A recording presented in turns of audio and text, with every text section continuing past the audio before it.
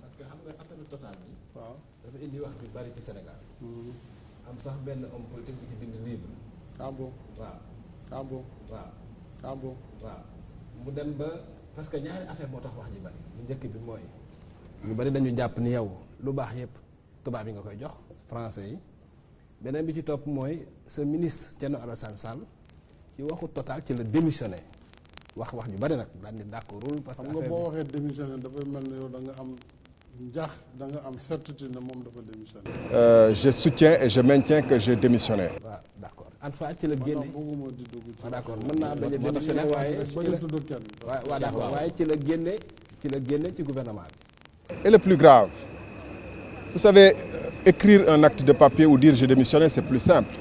Mais dire au président de la République, les yeux dans les yeux, ainsi qu'à son Premier ministre, que je refuse de signer le contrat parce que ce n'est pas dans l'intérêt du pays, ça je pense que c'est plus fort. Celui qui peut le plus peut le moins.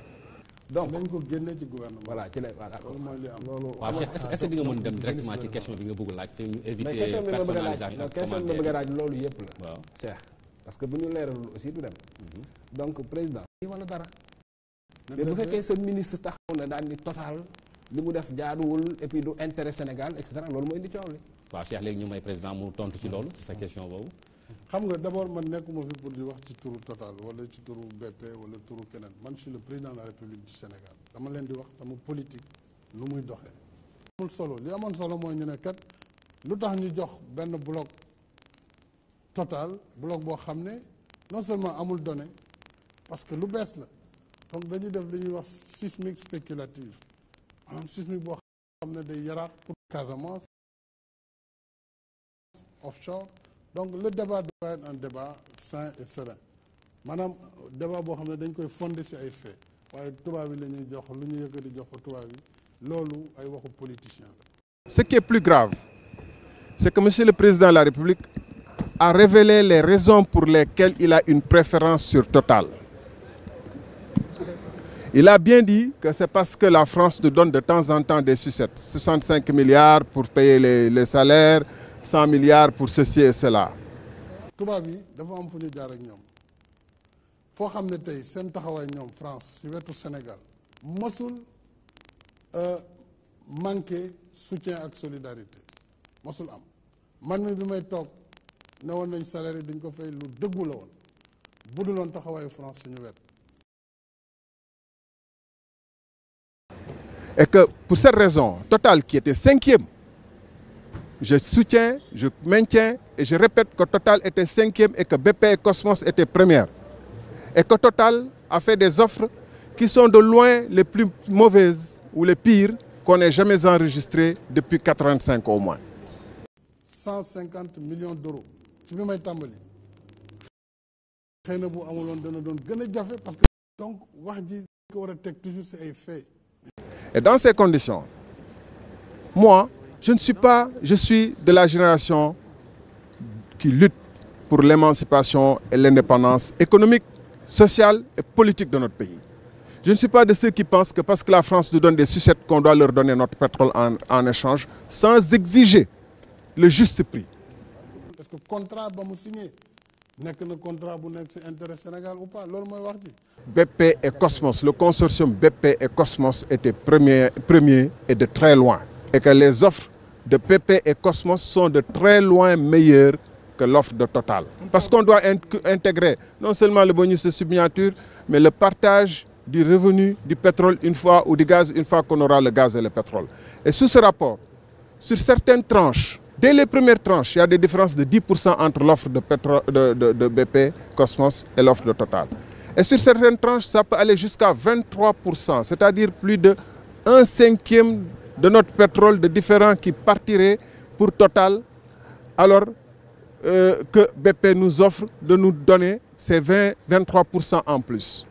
C'est ça la différence. Et je continue de dire, pour l'opinion, qu'on ne doit pas ramener la question de savoir s'il a démissionné ou n'a pas démissionné. Encore une fois, celui qui peut le plus peut le moins. Celui qui peut, les yeux dans les yeux, dire à Monsieur le Président de la République, à son Premier ministre, que je refuse de signer parce que ce n'est pas dans l'intérêt du pays, peut bien leur donner un bon bout de papier avec une belle formule de remerciement et partir.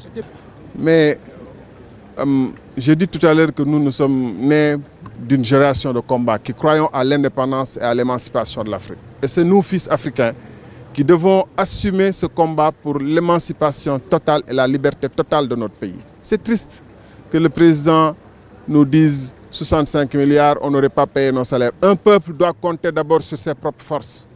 Un peuple doit être, pour être un grand peuple, doit savoir faire les sacrifices nécessaires pour être libre et indépendant. Or, depuis boobu contrat yi Sénégal signé yëpp dañ ko publier la première fois. Tous les contrats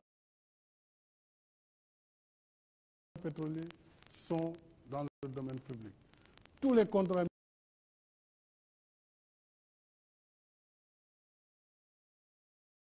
ressources naturelles. Loolu du man maa ko wax, adduna bi yëpp ko wax. Donc loolu mooy li am bu ñuy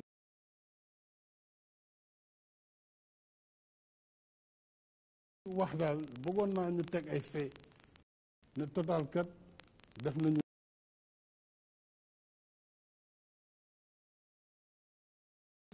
ndax la muy laaj ci alal ñun mënuñ ko ci def risque ba muy laaj Sénégal mënu ko, beneen réew mënu ko. Donc pétrole noonu lay doxee, compagnie yi ñooy ñëw investir, bu ñu amee xayrul, bu ñu amul dem wuti feneen ba bés ba ñu mën a am. Donc loolu mooy sama tontu ci laaj boobu.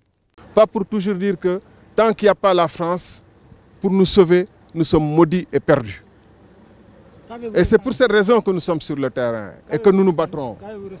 J'ai rien ressenti, j'ai ressenti de la tristesse parce que, comme la plupart des Sénégalais, regardez les films, regardez le langage gestuel, le langage corporel du président, regardez tout ce qui entoure. Et la RTS qui a coupé le signal, vous avez tous vu le signal qui a été coupé. J'ai ressenti de la fierté d'avoir fait ce que j'ai fait. Regrettez-vous d'avoir servi? Je dis, j'ai ressenti de la fierté d'avoir ce que j'ai fait. Et si c'était à refaire, je l'aurais fait. Parce que Regrettez-vous d'avoir servi aux côtés du président Macky Sall? Je n'ai aucun regret parce que, en vérité, ce combat, nous l'avons mené ensemble. Ce n'est pas Macky Sall seul qui l'a mené. Comme ce combat que nous menons aujourd'hui, nous ne le menons pas seul. Nous le menons avec des milliers de Sénégalais. Et des centaines de milliers de Sénégalais. Parce que nous pensions que c'était pour l'intérêt supérieur de la nation. Et quand on s'engage avec sincérité, avec détermination, en donnant le meilleur de soi-même pour le pays, on ne regrette pas. Maintenant, on peut regretter que lui, il ait détourné tous les efforts et toutes les intentions, tous les sacrifices de la nation pour aboutir à ça, à ce pourquoi on est aujourd'hui là, à une farce qui consiste à éliminer des adversaires